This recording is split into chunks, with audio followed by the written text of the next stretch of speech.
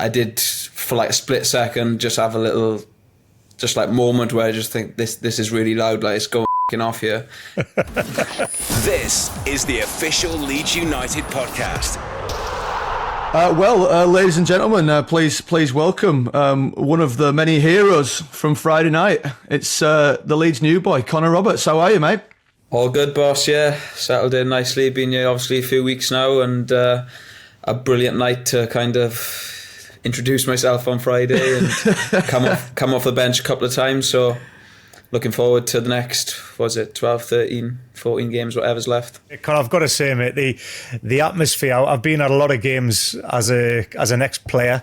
I've played at Elland Road in front of some massive European nights. The atmosphere, not so much when obviously you came on, but after you got the goal and after the lads went on that thing, the I Predict a Riot's music, the atmosphere. Did you expect anything like that? I think when you're in the game, you don't realise quite how good it was. Speaking to my wife afterwards, she's obviously been to watch me numerous times for playing for different clubs, playing for my country and stuff like that. And she said that it was the best atmosphere that she's experienced. And I think the ball up, I can't remember if it was after I scored or after Archie scored, ball went out for a throw in, and obviously I was running to get the ball, and I did for like a split second just have a little just like moment where I just think this is really loud, like it's going off here. And obviously after the game was brilliant as well. And as footballers, as fans, as supporters of any sport, you want to be involved in nights like that. And I'm sure that every Leeds fan that was there and watch it on TV maybe will remember that night as a special one in years to come, hopefully. I've no doubt about that. I mean, I've heard a lot of people talking about the evening and saying it's potentially the best experience they've had at Elland Road, if not in a long, long time. Some of them even saying ever, genuinely. Yeah. You've talked about in interviews and stuff that you fancied Leeds. You quite like the idea of playing at Leeds even earlier in your career. I think when you came with Middlesbrough, you got a sense of it. Is that what you were talking about? Yeah, 100%. I think when you achieve things or you win games, you score goals, whatever it may be at a club the size of Leeds with, the passionate fans that they've got and the amount of fans they've got, I think it kind of amplified. Everything's even better, Like I've scored goals, and it's stupid to say, but you post a photo on social media at my previous clubs, and obviously it's brilliant. You get all the fans saying what they say and thanking you for scoring or whatever. But then, I do it for Leeds, and it kind of blows up, and it's the most likes or whatever that you've ever had, and it just kind of puts in perspective how many fans Leeds have got, and it's a bit mental, to be honest. Well, me and Matt have had a laugh in the past because whenever there's a Leeds United player up for Player of the Month or there's a manager award going out, the EFL must hate it because there's that many obviously Leeds fans on the social media.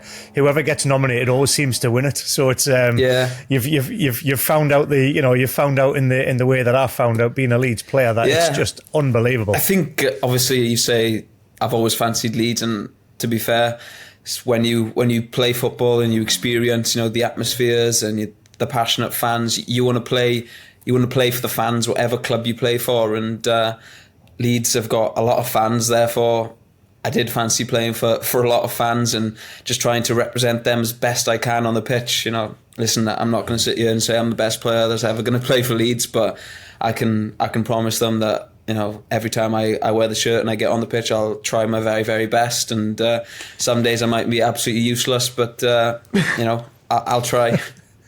But Bridgie will be able to tell you this more than anyone, that that's what Leeds fans want more than anything. They want to see that everyone who's going out there is going to die for the shirt. So, and that was something I wanted to ask as well, is because as well as you saying you like the idea of Leeds, you felt that Leeds might like the idea of you. There's something about your personality, about the way you play. You felt that you might fit in at the club. Is that a hard tackle? Is that? I think, to be honest, I actually seen. Obviously, I somehow seen a tweet because one of my friends liked it. Or he sent it to me. I can't remember.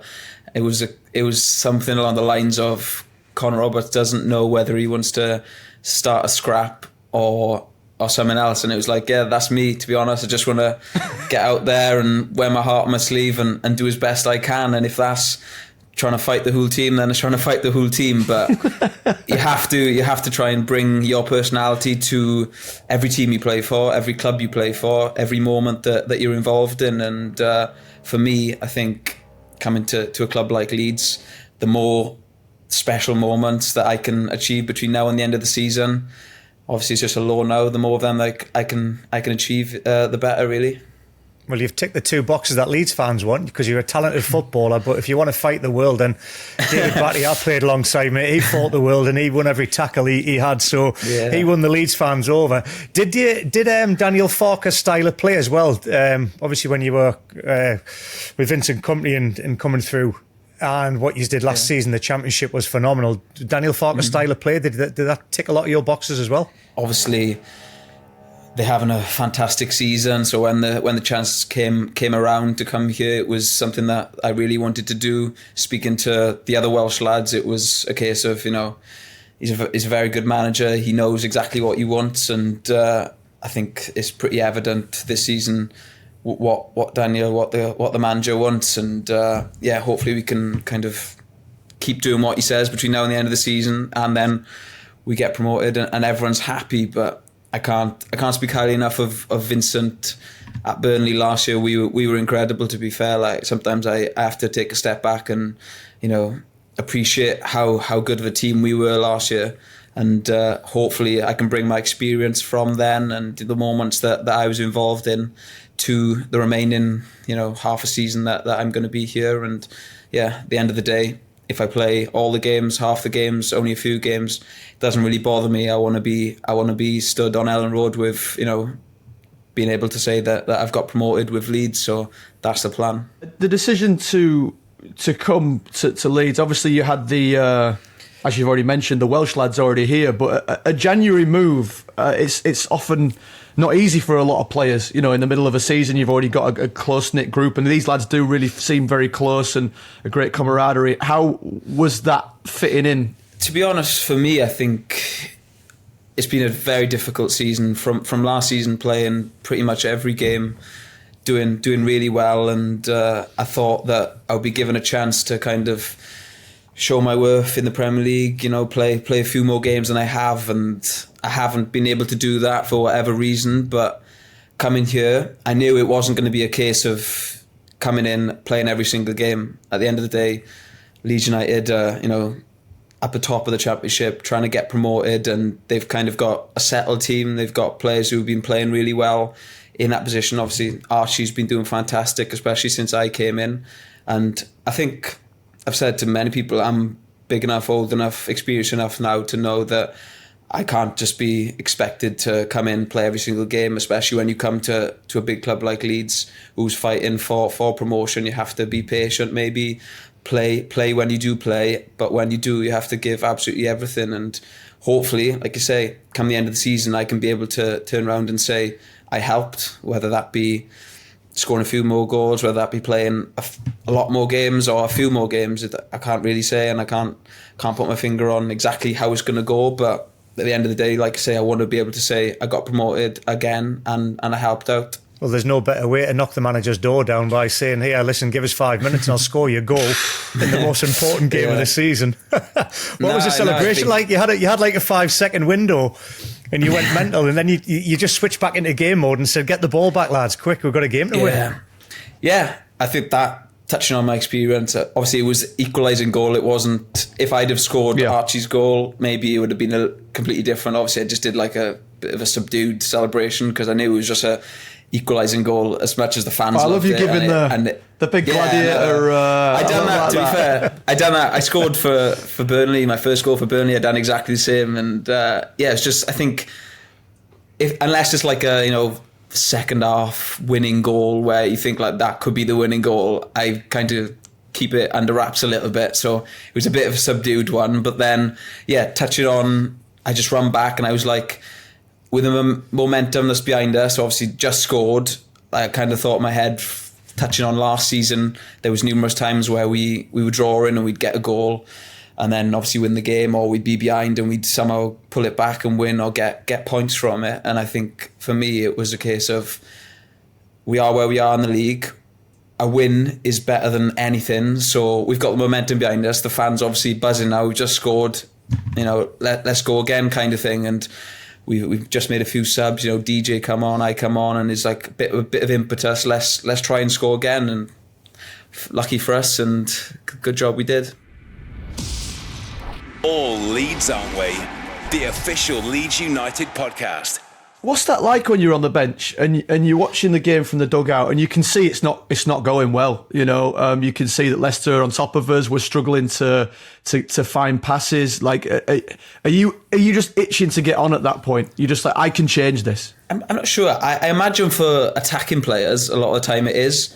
For me, it's a little bit different. Obviously, I'm a defender, so when I go on, it's a case of like trying to get the people around me to play better, or to like create a moment, whether that be a tackle, a quick free kick, just a moment where you go on the overlap and you get a nice ball in or whatever, just something that kind of lifts everyone. I think it's like, right. We've still got a chance. We're still in this game, and obviously a goal is the best. So it was brilliant to get that, just get myself in that area and manage to score. But yeah, when I was going on, it was a case of like, let's just try and kind of raise the energy that little bit more. Obviously DJ come on just before, and he was lighting it up a little bit, making forward runs, being direct and getting the crowd up a little bit, shall we say. And luckily for me, a goal helped towards winning the game in the end.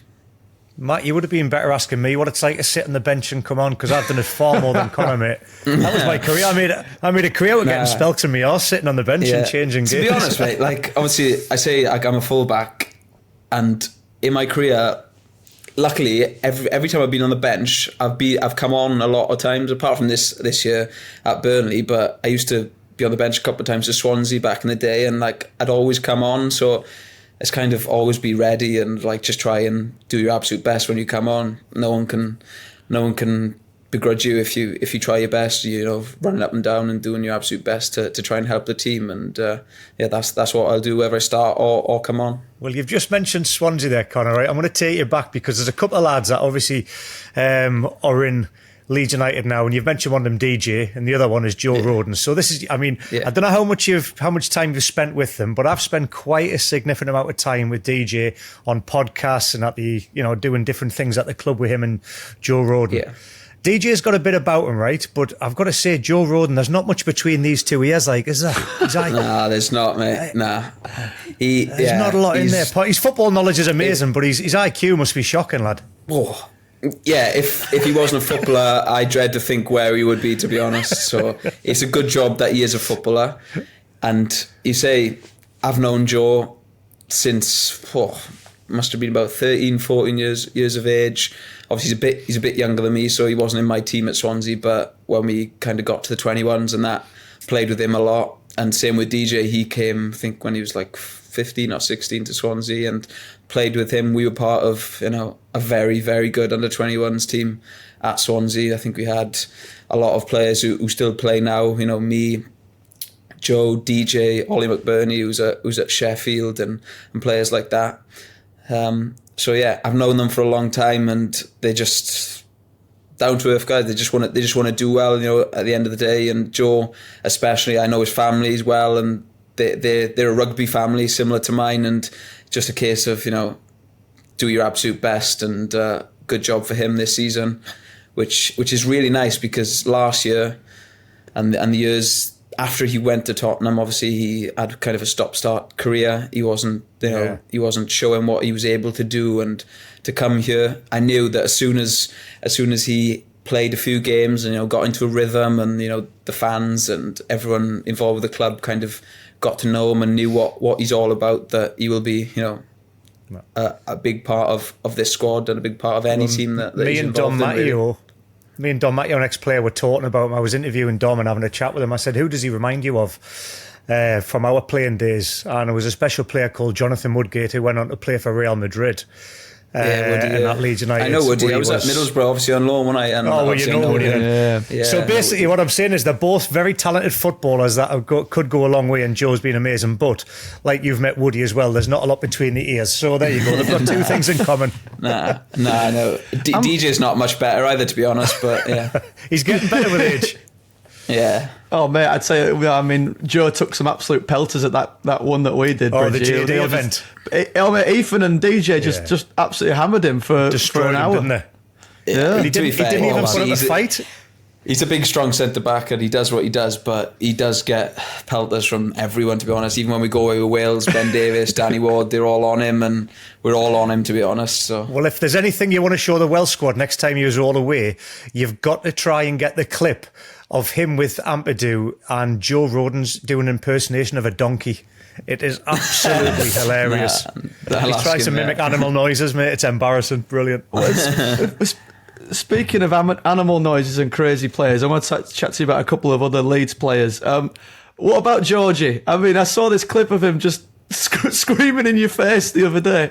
He's nuts, isn't he? Yes.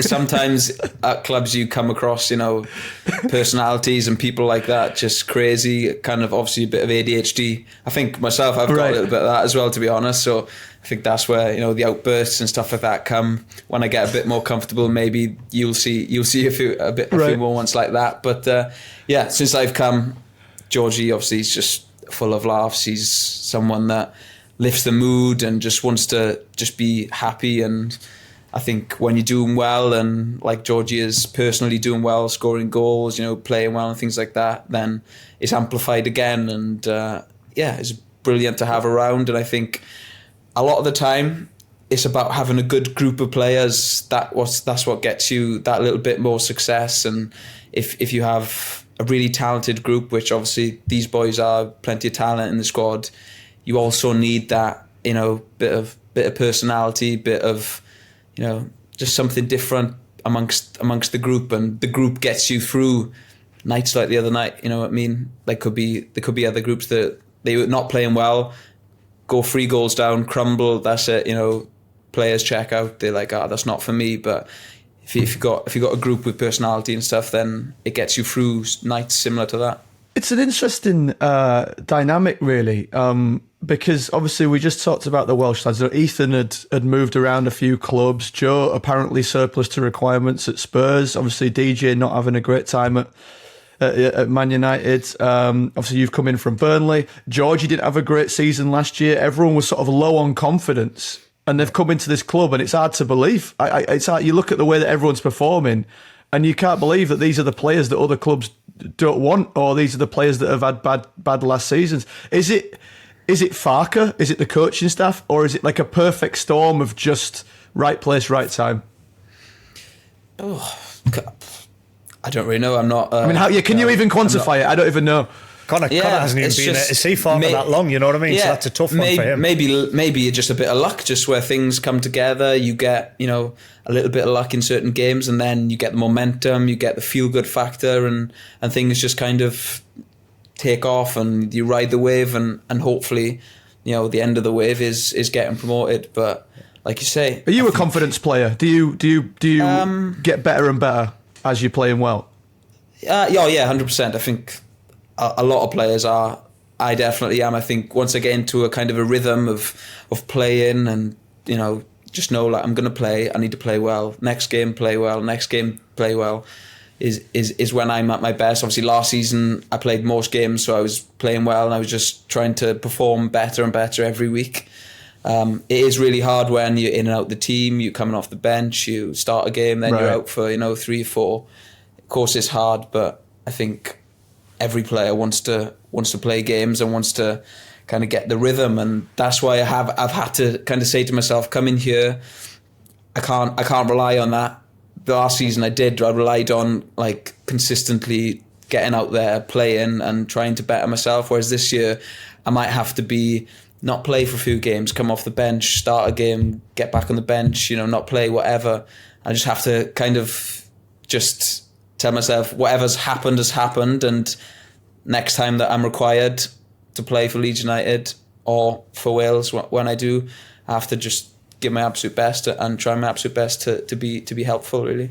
So does your approach shift then? Have you actually had to physically go, okay, I'm not going to play every game, so I have to change the way I'm training, the way I'm thinking about it to give my best in this circumstance? Yeah, I think so. It's the first time really in my career where, in the Championship anyway, where I've not been the starting right back really, and I've had to kind of take a step back and realise why I do what I do.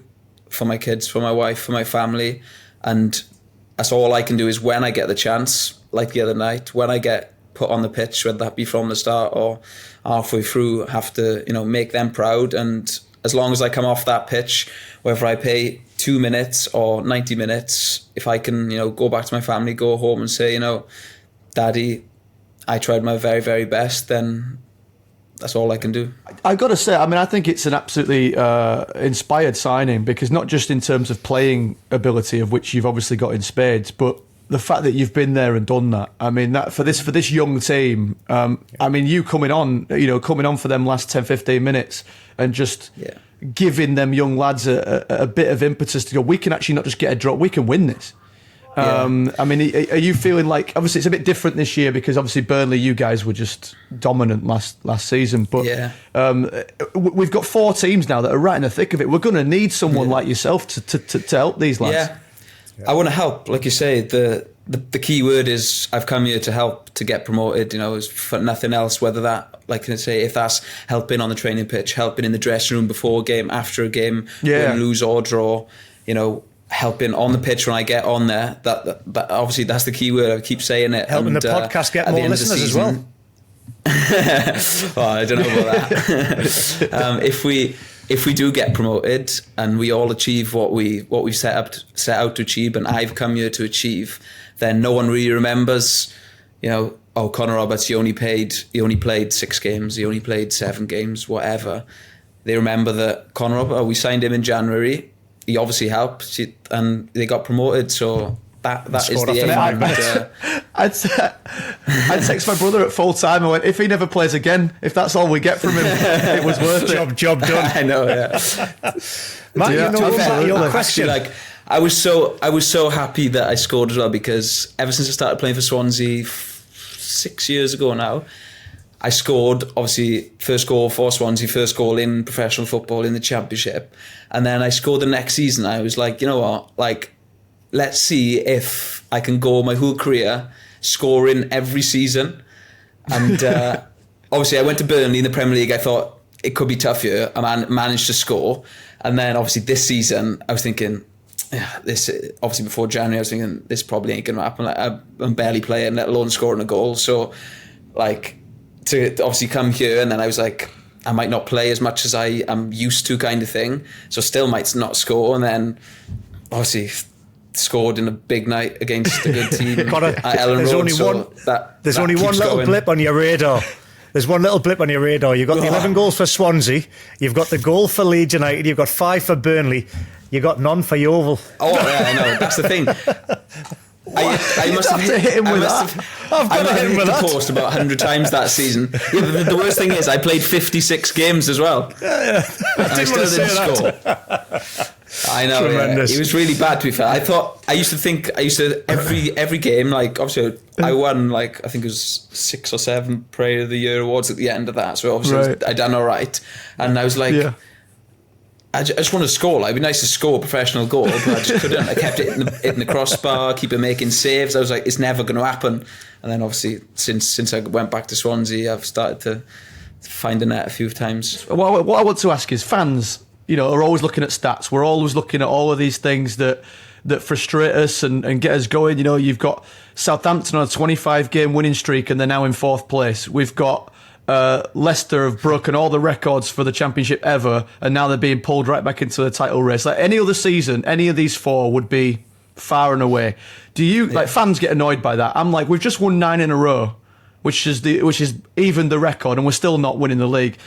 Do you guys consider that, or are you just focused on the next game, or are you guys like, what have we got to do? Why can't we shake off Ipswich?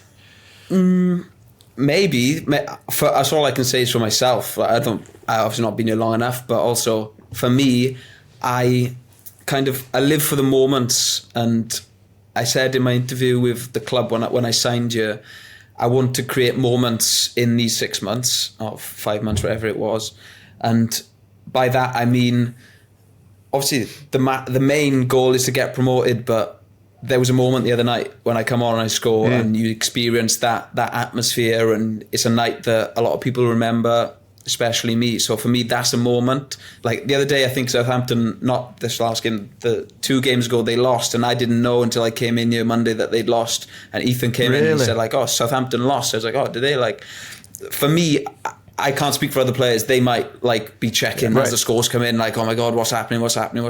But for me, I just play, and that's all you can do is play your best, try and win the football match, and where you finish up come the end of the season is down to everything else that goes with it. That's interesting. That's really interesting. Connor, I've got one for you. Do you know, obviously, Matt Lewis used to be Neville Longbottom in Harry Potter, yeah? I love embarrassing him with this. Yeah, thanks, mate. Yeah.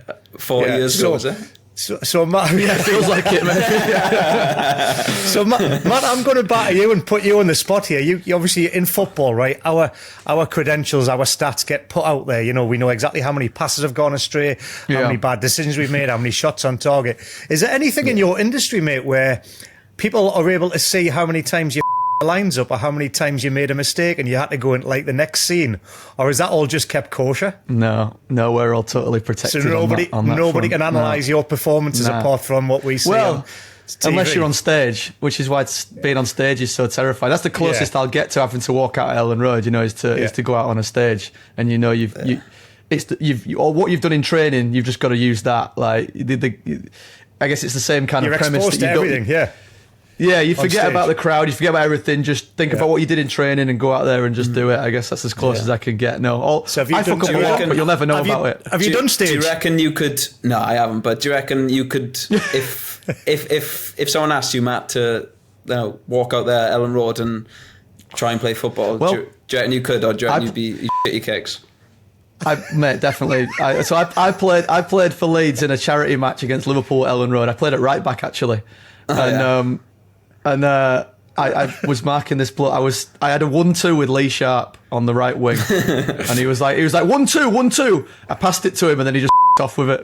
That's how bad I am at football. he sucked you into giving him the ball. And he was off. Listening on together. Did you just become a father in December with a little one, or are you second time? Yeah, I've got my son. So congrats, my daughter.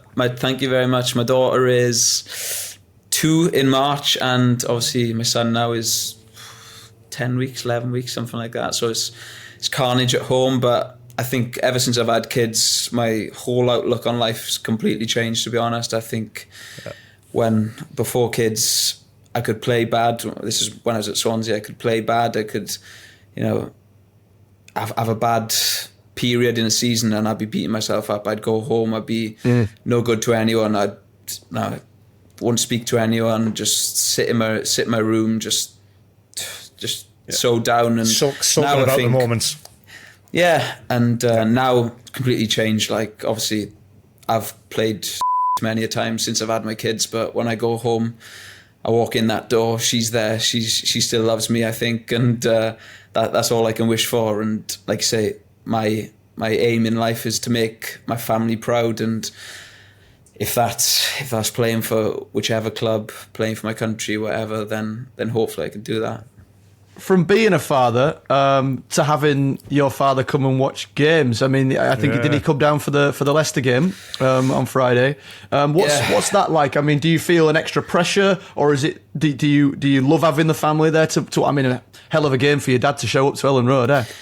Yeah, I think he don't come to many games, to be honest. It's a long way from Swansea to Burnley and Swansea to Leeds, so I think. And is he a rugby man rather than football? Yeah, rugby man. He don't have a clue about football. He tries to tell me like what to do or how to play, and if like I play bad or I do something, he's like, "Why did you do this?" Whatever. I just ignore him, to be honest. But like, yeah, for some reason he messaged me saying, "I'm coming up." I was like, "All right, whatever." I didn't actually expect him to come, and then he did. He came all the way up. on his own, drove back straight after the game, got home at 6 a.m, I think he said. Did he mention the atmosphere to you after your goal? What did he say about it? Yeah, he did, to be fair. He said it was brilliant. I think I think that's the reason why he wanted to come, just to kind of experience it. Obviously, he's got mates who are Leeds fans and things like that. So he was just kind of, he knew it was going to be a big game, so he just wanted to come and experience it. And my father-in-law was there with my wife, and they both, like I said earlier, said it was fantastic. What impact did your family or your father have on your career? Because my kids have grown up in Australia, so we've been there over 13 years, got back to the UK 2 years ago. It was a different culture. It was rugby league, rugby union, AFL that they were kind of angling towards through school and things. And I'm trying to get them back on track with the football. So because of his rugby background and you choosing football, how did all that go down? Well, when I was a kid, I loved every sport, and it was a case of my dad. Rugby union, I was like, not to blow smoke at my ass, but I was actually good. Like, I played for Wales when I was like 11, and played for the county and the Ospreys and stuff like that, captain and all sorts. So he was a case of, he used to tell his friends, like, he used to go down the pub with him, and he used to say he'll play for Wales. Obviously he meant in rugby, like he said he'll play for Wales. And then I got into secondary school, started playing football. I played a few games for local leagues, and he was like, if you want to play football. And so there was a time where I was playing everything. I was doing athletics, playing football, playing rugby, all at the same time. And then puberty hits, and everyone gets massive, and boys who are 12 years old start smashing the gym and are absolutely massive. And then rugby was not an option then. Not really for me. That I prefer running rugby, not getting absolutely nailed 24/7. So went to play football, managed to get in Swansea Academy, obviously, and then the rest is history, as they say. But yeah, I always say that, like, I'd like to think that I was good enough, if I didn't choose football, to play for Wales in rugby as well. But we leave that down to the people who know what they're on about. Hey, but it's good that you bring in that mentality of not shying away from a fight, though. That's going to come in handy at some point. Now we know where it's from. Now we know the background. I think that is pretty much it. Because when I played rugby and I was little, my dad, obviously he played rugby. He's not the biggest of men, but he used to always say to me, like, if I was playing and like we turn up and like look at the other team and there was like a boy who was like 6'6", massive, and we're all 4'5", he'd be like, how many times are you going to tackle him today? And I was like, I don't know. And he'd be like, well, he said, like, well, make it 10. And then like, so like kind of like incentive to be like, oh, dad wants me to tackle him 10 times, so I'm going to tackle him 10 times, kind of thing. So I've always like kind of fronted up to the challenge. Most of the time, luckily, I've kind of overcome them. Playing for Swansea, making my debuts for various teams, playing for my country. I've kind of overcome them, and I've done all right. There's only been the odd time where I've kind of let myself down, and I've been a little bit disappointed. But most of the time I just fly into the challenge head on. By extension, does that mean that maybe you look out for players that maybe are even smaller than you? Like, say, take Archie, for example, 17 years old. Is he someone that you'd be like, anyone messes with him, they're messing with me? I think so. I think that's the rugby as well. I've got mates who can still play rugby, and it's a case of they always, like, it's one in, all in, basically. Obviously, it's difficult on a football pitch. Like the other night, DJ had that little thing with Pereira, and I was itching to... fly in there and like just get involved, one in, all in. But then you have to like rein yourself in and realise, no, because if you fly in there, you get sent off, whatever. It's obviously, everyone hates you then. So it's a case of, I think that is from the rugby. In rugby, I go and watch my mates play local league, and someone gives someone a little dig, and before you know it, there's 15 players scrapping each other. So right. I think off the back of that comment, how many red cards you had in your career? Have you had any? You know what? I've had two. Which is very, very good. If you ask, obviously, Pat Banford, speaking to him, he knows me from Middlesbrough and that. And I came on against Rotherham, I made a tackle, and like he said, like that was you all over, like just trying to smash people already. Like, you've only been here 2 minutes, and I just laughed it off. But 2 red cards, and none for anything mental, to be honest. I got sent off this season for Burnley. One was for like dropping the ball back on the pitch when it was their throw in, because I thought it was ours, and then I was like, oh, well, I'll chuck this here so they can't take the throw in, give me a yellow card, and then tripped him up like it wasn't malicious or anything, and I got sent off for an elbow on Thomas Soucek for Wales, but I didn't touch him. Swear to God. Watch it. The intent was there. The intent was there. Mate, he's the softest big guy ever. I don't know if I can trust you, because when you got booked the other night, you were screaming, "I got the ball," and I've watched it. And Yeah, but you have to say that. We could have done with that energy on Wednesday night. It's a real shame you can't play. Will you still travel with the team on Wednesday? No, I can play Wednesday. Oh, you can play. Yeah, you I couldn't play. I couldn't play against. No, I couldn't play against Plymouth because I wasn't. Because you're signed in the first. Yeah, the first leg. So I can play. Okay. I was on the bench for Burnley against Tottenham in the FA Cup. Obviously, we lost 1-0, but I didn't go on, so I can play, and I can play Wednesday. That's what I thought. Chosen, yeah. I've been misinformed. Fantastic news. That's great. So you're looking forward. I mean, obviously this is going to go out after the Chelsea game. So obviously we've already won and we're through to the quarterfinals. But I'm going to ask you anyway. How what are you feeling about Wednesday? Excited. Obviously, everyone wants to play football games in brilliant stadiums against good teams, and like you say, if we manage to win, hopefully we win, it'll be another moment, another incredible experience for us as a club, as a team, and for me personally, if obviously we achieve it. So that is something that, like I keep saying, it's another moment that you can kind of put in your back pocket and remember. So it's going to be exciting. It's going to be tough, but we'll have a go.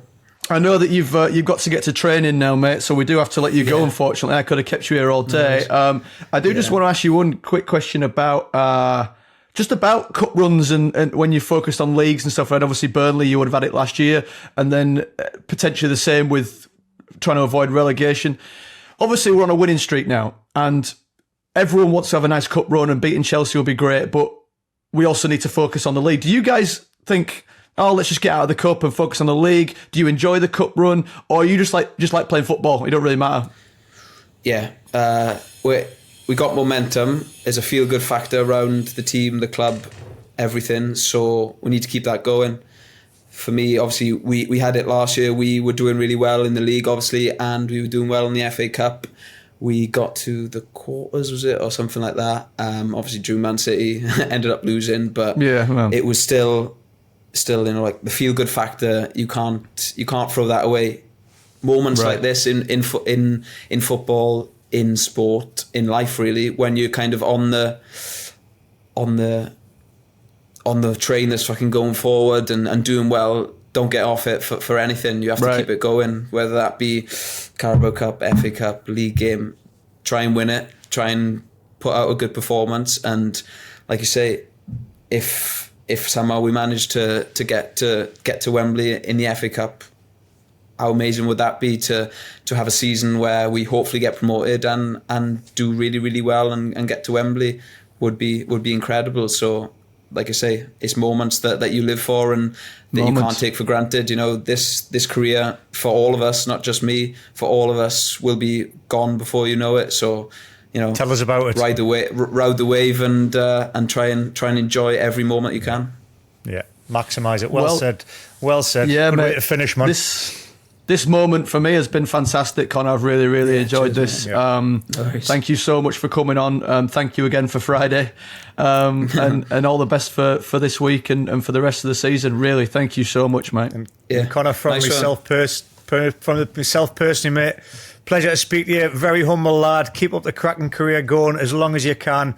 Thank you for what you did on Friday for Leeds United, mate. And good luck with the family and everything that comes in life, lad. Top man. Top man, thank you. See you soon.